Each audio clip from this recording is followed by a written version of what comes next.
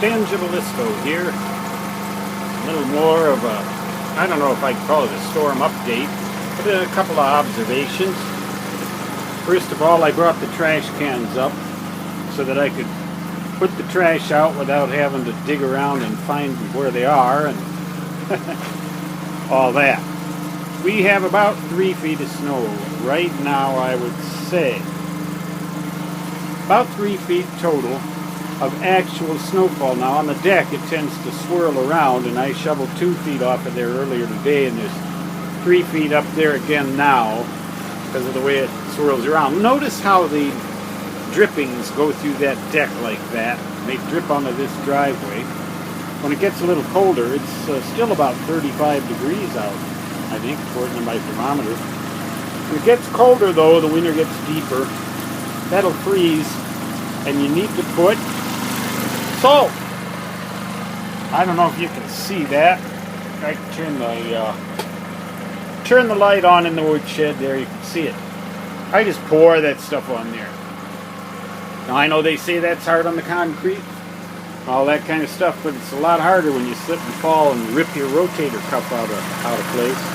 I did that one year, and it took practically a year before the pain was gone.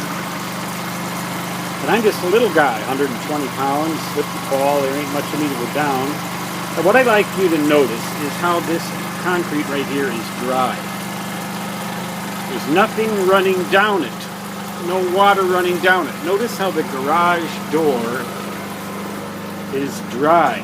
Those lines that you see are from old water marks in past years. Would get into that right in there between the deck and the house, and it would intrude in there, and somehow it would freeze the garage door shut. It would run down this concrete, and then it would go down there and wreak havoc on the foundation. So I put some asphalt sealer down there. There are 2 seasons in the Black Hills, South Dakota Territory: winter and preparing for winter. And for some reason, like an animal who finds the lee side of a tree before a hurricane, I didn't know, I just sort of did it. I did a lot of preparation last summer, put some, this is just for those of you guys, like to fool around with your castles. Make them impregnable, at least reasonably impregnable to the slings and arrows of grandmother nature. But that stays dry, and the reason is that I really sealed that up there between where the deck joins the house. And yet you need to let the water come through that deck. You can't just put, you gotta put up with that dripping. You can't just put a tarpaulin over it or seal up those gaps between the wood like that, because then you get huge ice dams on your deck, and a little bit of extra support there. You see these floor jacks rated at something like 2 tons each. Now that, along with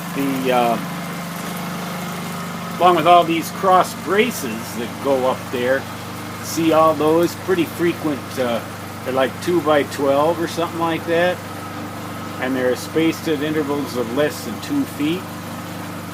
Right there, up by those lights, just behind them, you see these wires coming out of there? That's the radio system for my ham radio antenna. It ought to be interesting to see how well that thing works with 3 feet of snow around it. You can use a standing wave ratio meter to find that out. I'm sure glad I trimmed down that bush. The other ones that I didn't trim down, they are mashed to the ground now. And notice this tree. I want you to look at this tree. Now this tree was growing up into the